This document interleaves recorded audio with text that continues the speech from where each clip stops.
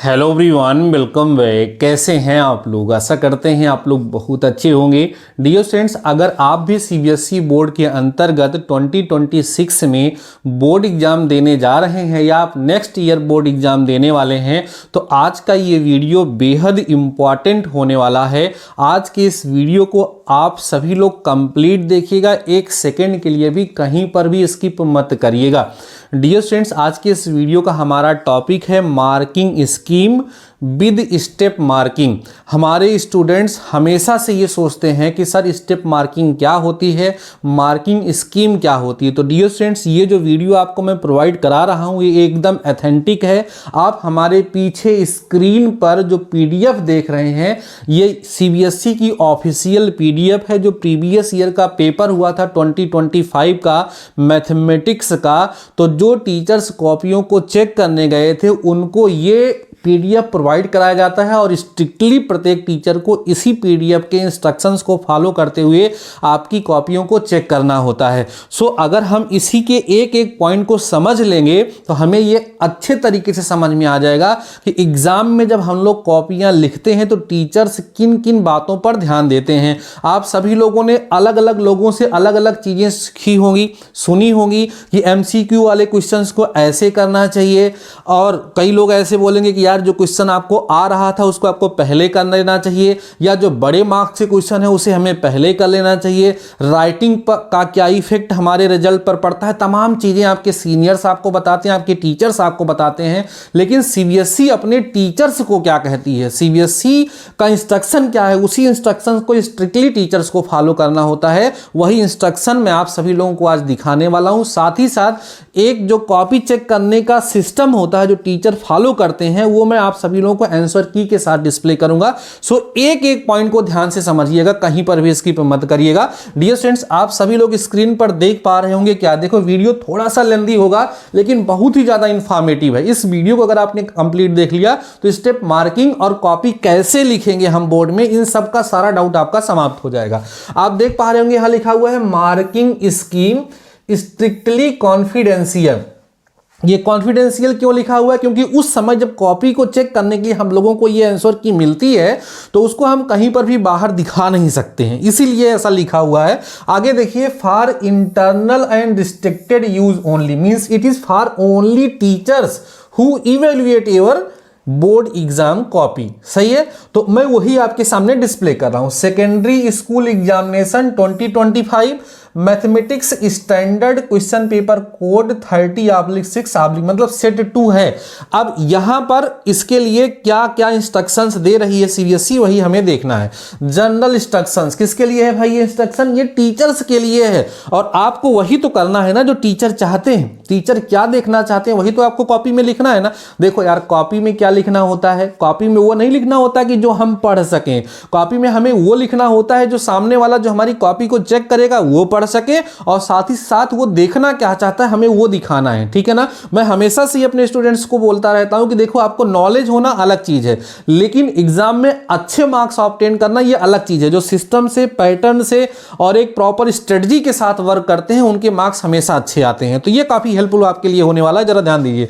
क्या general instructions दिया जा रहा है? किसको भाई? टीचर्स को।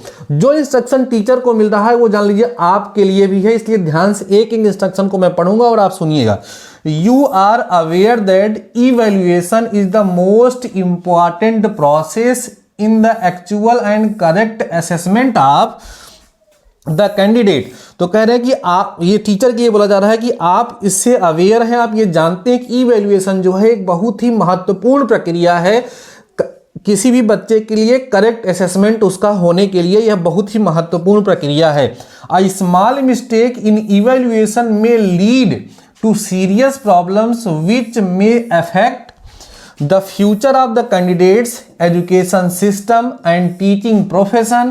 To avoid mistakes, it is requested that before starting evaluation, you must read and understand the spot evaluation guidelines carefully। देखो कितनी सही बात यहाँ पर सीबीएसई ने कही है। जो हम लोग कहते हैं ना कि कहीं राइटिंग खराब हो जाएगी तो हमारे मार्क्स कट जाएंगे, तो सीबीएसई लिटरली एकदम बोल रहा है टीचर्स को कि यार ये बहुत ही इंपॉर्टेंट प्रक्रिया है और इस पर बच्चों का भविष्य निर्भर करता है, इसलिए सारी गाइडलाइन को ध्यान से फॉलो करते हुए आपको कॉपियों का मूल्यांकन करना है जिससे किसी बच्चे का नुकसान ना हो। ठीक है ना, तो कुछ पॉजिटिविटी आई होगी आपके माइंड में। अगला इंस्ट्रक्शन क्या है, जरा हम उसकी तरफ बढ़ते हैं। ध्यान से सारी बातों को सुन लेंगे तो आपके अंदर एक नया कॉन्फिडेंस बूस्टअप होगा और साथ ही साथ आप किसी भी प्रकार से परेशान नहीं होंगे। कॉपी कैसे लिखना है एक प्रॉपर आइडिया आपको मिल जाएगा। आइए हम आगे बढ़ते हैं और देखते हैं क्या लिख रहा है। Evaluation policy is a confidential policy as it is related to the confidentiality of the examination conducted, evaluation done and several other aspects. It is leakage to public in any manner could lead to derailment of the examination system and affect the life and future of millions of candidates. Sharing this policy documents to any publishing in any magazine and printing in newspaper, website etc. make invite action under various rules of the board and IPC. कह रहे हैं कि ये जो चीजें हैं इसका कहीं मिसयूज ना किया जाए, इसको कहीं न्यूज़पेपर वगैरह में ना प्रिंट कराया जाए और बाहर जो स्पॉट काउंसलिंग के समय वहां पर जो भी इंस्ट्रक्शंस दिए जाते हैं, जैसे भी हम लोग कॉपियां चेक करते हैं, बच्चों के फेवर में कॉपियां चेक करते हैं, वो सब चीजें बच्चों से बहुत ज्यादा शेयर करने की आवश्यकता नहीं है। आगे बढ़ते हैं। कह रहे हैं evaluation is to be done as per instructions provided in the marking scheme. अब जरा सुनिए, कई टीचर बोलते हैं ना कि इस तरीके से नहीं लगाओगे तो काट दूंगा, इस पे नंबर कट जाएगा। ऐसा कुछ नहीं होने वाला है। सीबीएसई बोल रही है कि आपको जो कॉपियों का इवैल्यूएशन करना है वो कैसे करना है, इसमें जो मार्किंग स्कीम दी गई उसके भी हाथ पे करना है। It should not be done according to one's own interpretation और एनी अदर कंसिडरेशन। जो मार्किंग स्कीम दी गई है, जो आंसर की दी गई, मैं अभी आंसर की भी आपको दिखाने वाला हूं, परेशान मत होइए, और मार्किंग स्कीम भी आपको दिखाने वाला हूं।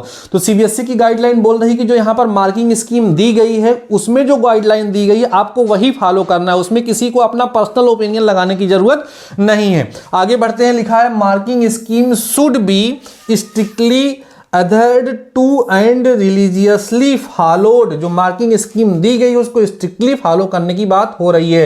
However, while evaluating answer which are based on latest information or knowledge and are any innovative, they may be assessed for their correctness otherwise and due marks be awarded to them in class 10th. While evaluating the competency based questions, please try to understand given answer and even in reply is not from marking scheme but correct competency in enumerated by the candidate. Due marks should be awarded। अब कह रहा है कि हो सकता है कि यहाँ मार्किंग स्कीम में जो मेथड दिया गया है उस मेथड के अतिरिक्त स्टूडेंट किसी और मेथड से क्वेश्चन को सॉल्व किया हो, तो उसको जरा आप समझने का प्रयास करिए। अगर वो क्वेश्चन सही लगता है आपस में डिस्कस कर लीजिए, तो उस पर भी उस बच्चे को मार्क्स अवार्ड करना है, मार्क वहां पर देना है। अगला इंस्ट्रक्शन जरा हम लोग देखते हैं क्या कह रहे हैं। कह रहे हैं द मार्किंग स्कीम कैरीज, ध्यान दो, the marking scheme carries suggested value points for the answers. These are in the nature of guidelines only and do not constitute the complete answer. The students can have their own expression and if the expression is correct, the due marks should be awarded accordingly। कह रहे हैं कि ये जो answer की यहाँ पर दी गई है उस आंसर की में जो मेन पॉइंट्स है उनके बारे में डिस्कस किया गया है, क्वेश्चन को डिटेल में सॉल्व नहीं किया गया है। बाकी अपने हिसाब से आपको क्वेश्चन को देखना है, समझना है। अगर बच्चे ने उस तरीके से नहीं लगाया जैसे आंसर की में दिया गया है, किसी अलग तरीके से लगाया, फिर भी आपको लगता है क्वेश्चन सही है, तो आप उसको मार्क्स वहां पर प्रोवाइड करेंगे। आगे बात देखिए ध्यान से। The head examiner must go through the first 5 answer book evaluated by each evaluator on the first day to answer। ये सब बच्चों टीचर्स की बात है कि टीचर की कॉपी जो वहां पर हेड इवेल्युएटर होते हैं वो कॉपी को जरा देखते हैं और फिर से उसको चेक करते हैं, वो अलग चीज है। उसके बारे में बहुत ज़्यादा आपको ध्यान देने की ज़रूरत नहीं है। स्टार्टिंग के जो 5 कापियाँ होते हैं उसमें जो एचई बने हुए होते हैं, कोई भी टीचर कॉपी चेक करता है उसकी कॉपियों को लेकर के देखते हैं कि सही चेक हो रही है नहीं हो रही है। फिर देखो evaluators will mark tick answer in the correct for wrong answer cross be marked, evaluations will not put right this while evaluating which gives an impression that answer is correct and no marks are awarded. ठीक है, this is must common mistake which evaluators are, वो तो evaluation के लिए कहा जा रहा है कि भैया जहां सही होगा वहीं सही काटना है, जहां गलत होगा वहां पर आपको गलत काट देना है। If a question has parts please award marks on the right hand side. देखो जब कॉपी चेक होती है ना तो उसमें कई सारे पार्ट होते हैं, तो उसके जो सब पार्ट के मार्क्स जो है राइट साइड में दिए जाते हैं, बाकी सबको जोड़ करके लेफ्ट में लिखा जाता है। ये बात यहाँ पर बताई जा रही है। आगे देखिए ध्यान से, अगला इंस्ट्रक्शन देखिए, बोर मत होइए, सारी बात को सुनिएगा। If a question does not have any part, mark must be awarded on the left hand margin and encircled, this may also be followed strictly। ये भैया नंबरिंग करने का तरीका होता है। जब हम लोग कॉपियों को चेक करते हैं, मान लीजिए कोई क्वेश्चन 2 नंबर का है तो इधर राइट साइड में आधा नंबर, फिर 1 नंबर, फिर आधा नंबर, ऐसे करके टोटल 2 मार्क्स यहाँ लेफ्ट मिला करके लिख करके ऐसे सर्कल किया जाता है। उसी को करने की बात यहाँ पर किया जा रहा है, टीचर्स को बताया जा रहा है। If a student has attempted an extra question, answer of the question deserving more marks should be retained and the other answers scored out with not extra question। अब देखो ध्यान से, यहां पर खास बात ये करी, कभी कभी क्या होते हैं बच्चे एक से अधिक क्वेश्चन कर देते हैं, या एक ही पार्ट में 2 क्वेश्चन करना होता है तो 3 कर देते हैं। तो उस सिचुएशन में किस वाले क्वेश्चन पे उसको नंबर मिलेगा, तो हमेशा यह देखा जाता है कि जो क्वेश्चन सही हो, जिस पे ज़्यादा नंबर मिलने का चांस हो, उसी वाले पे ज़्यादा नंबर दिया जाता है। मीन्स जो इवेल्युएशन होता है वो हमेशा स्टूडेंट के फेवर में होता है। आगे हम बात करते हैं, no marks to be deducted for the cumulative effect of an error, it should be penalized only once. ठीक है ना, एक बार केवल चेक किया जाएगा, उसके लिए कुछ नहीं होगा। अब full scale of marks 80, example 0 to 80, 70, 60, 50, 40, 30 marks are given in question paper has to be used, please do not hesitate to award full marks if the answer deserve it.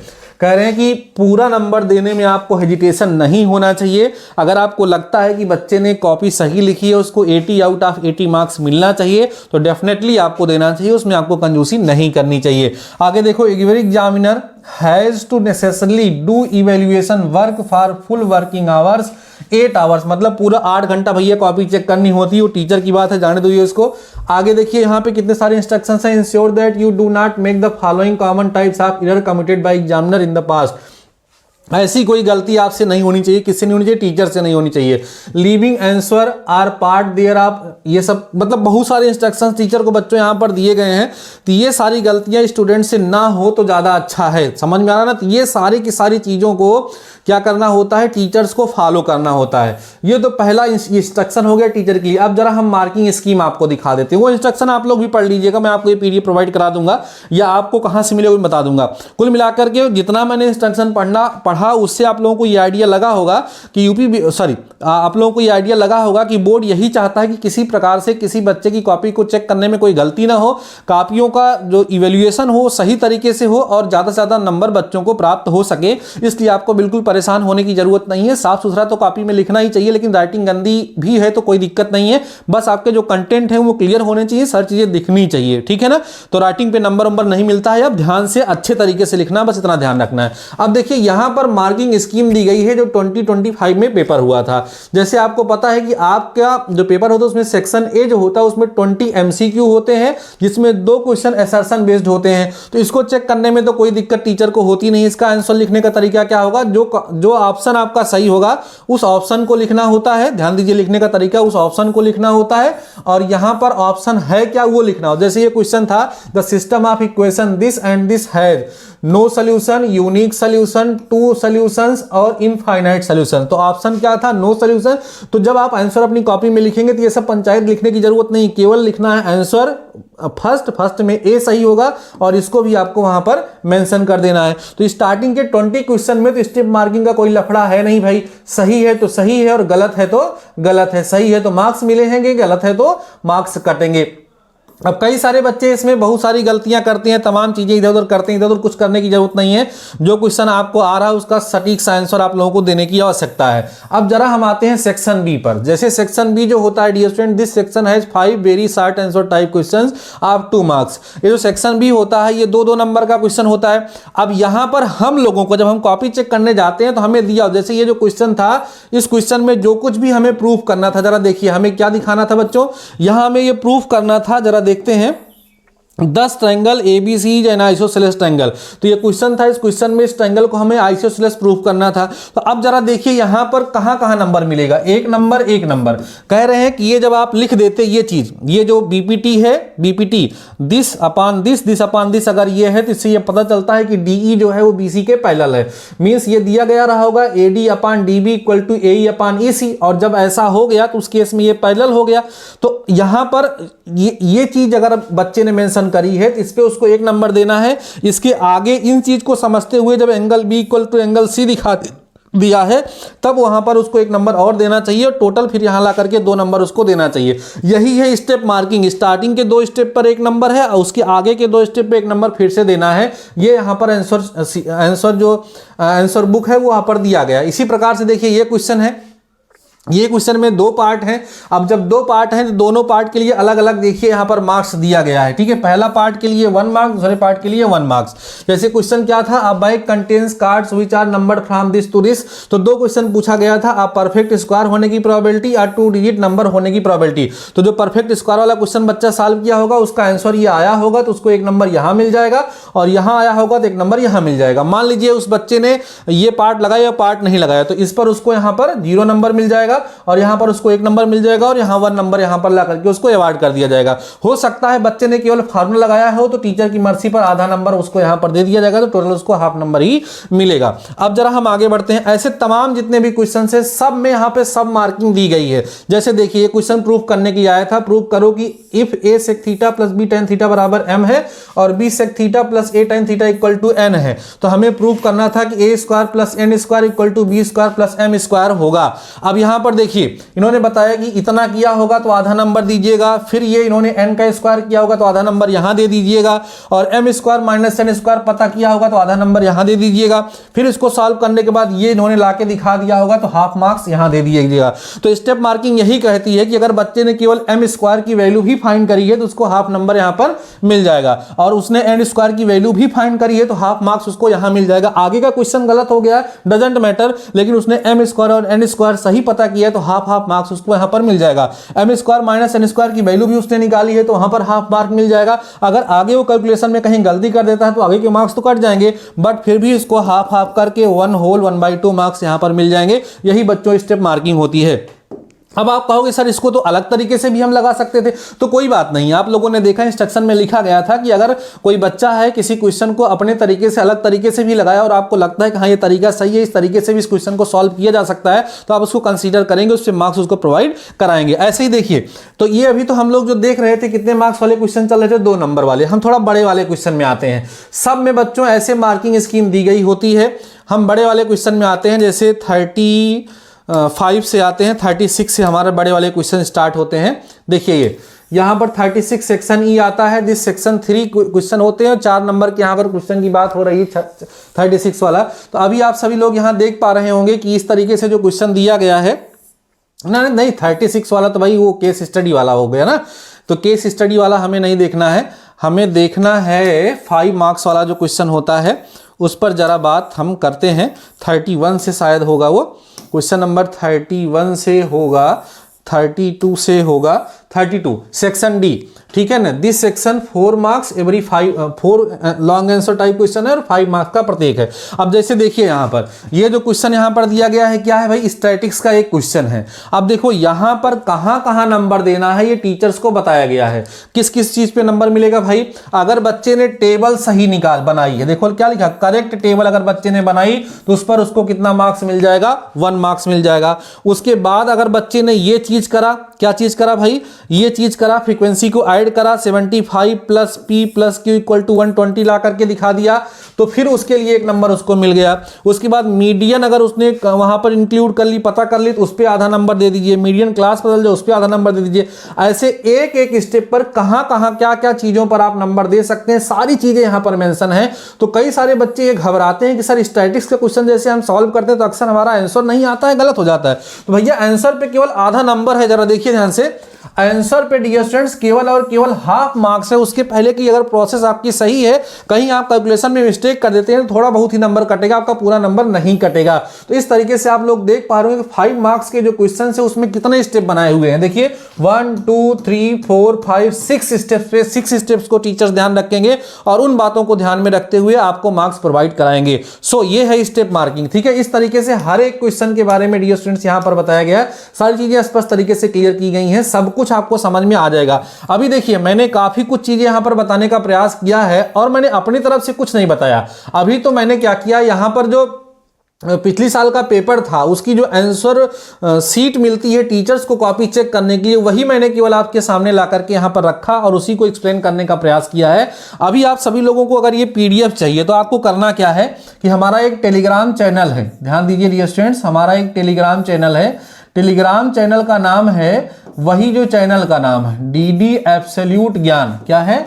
DD absolute ज्ञान। वहां पर आप सभी लोग जा करके इस Telegram पे जा करके टेलीग्राम पे सर्च करिए डीडी एब्सोल्यूट ज्ञान, आपको अपना टेलीग्राम चैनल मिल जाएगा, उसको ज्वाइन कर लीजिए। वहां पर मैं इस पीडीएफ को अभी तुरंत सेंड कर दे रहा हूं, ठीक है ना। और आप सभी लोग इस पीडीएफ को एक बार ध्यान से पढ़ करके अपने हिसाब से समझ लीजिएगा। उसके बाद अगर आपके माइंड में किसी प्रकार का डाउट आएगा, कोई क्वेश्चन आएगा, तो आप कमेंट सेक्शन में मुझे कमेंट करके जरूर बताइएगा। इसके अतिरिक्त अगर आप क्लास 10th के स्टूडेंट्स हैं और अभी 2026 में बोर्ड एग्जाम देने जा रहे हैं, तो मैथमेटिक्स में कौन सा टॉपिक आपको समझ में नहीं आएगा, मैं बता रहा हूं टॉपिक बताइएगा, चैप्टर मत बताइएगा। कौन सा टॉपिक आपको समझ में नहीं आया जरा मुझे बताइएगा, वो टॉपिक मैं आप लोगों को बेहतरीन तरीके से पढ़ाने का प्रयास करूंगा, या आपकी मैं किस तरीके से और मदद कर सकता हूं, कैसे आप मेरी मदद ले सकते हैं, वो भी आप कमेंट सेक्शन में कमेंट करके पूछ सकते हैं। जहां तक हो सकेगा मैं आपकी हेल्प करने का प्रयास करूंगा। उम्मीद कर रहा हूं कि वीडियो आपको अच्छे तरीके से समझ में आया होगा और काफी ज्यादा हेल्पफुल लगा होगा। अगर आपको वीडियो पसंद आया है तो वीडियो को लाइक करिए, कमेंट सेक्शन में प्यारा सा कमेंट करिएगा।